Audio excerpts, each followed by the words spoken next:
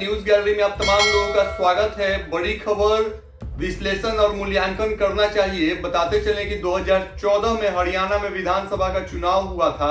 2014 के हरियाणा के विधानसभा के बाद बीजेपी की सरकार बनी थी।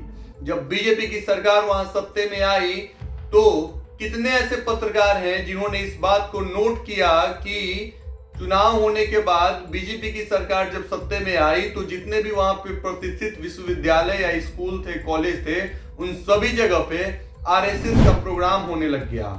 ये बड़ा सवाल है। बड़ा सवाल इसलिए है क्योंकि शिक्षा को राजनीति से दूर रखना चाहिए। शिक्षा का राजनीतिकरण नहीं होना चाहिए। राजनेताओं का शिक्षा जगत में हस्तक्षेप नहीं होना चाहिए। लेकिन गुरु जम्बेश्वर यूनिवर्सिटी, कुरुक्षेत्र यूनिवर्सिटी और न जाने तमाम ऐसे कितने विश्वविद्यालय हैं हरियाणा में, साथ ही साथ कितने ऐसे स्कूल्स और कॉलेजेस हैं जहां पे आरएसएस के प्रोग्राम कंडक्ट करवाए जाते हैं।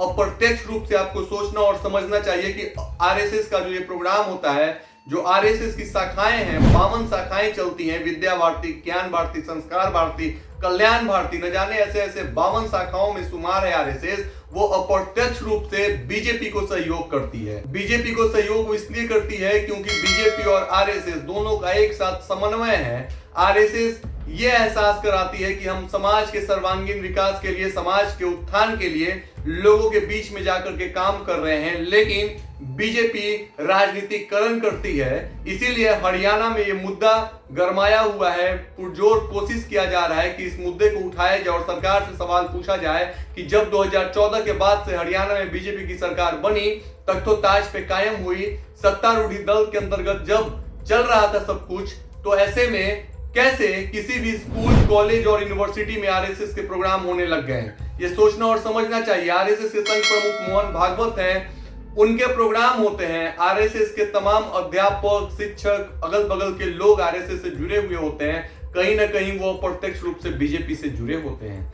ऐसे में ये बड़ा विवाद है कि आरएसएस के प्रोग्राम्स की संख्या बढ़ी है जब से हरियाणा में बीजेपी की सरकार आई है, तब से। तो ऐसा क्यों है? सवाल दूसरा ये है कि क्या शिक्षा को राजनीति से दूर नहीं रखना चाहिए?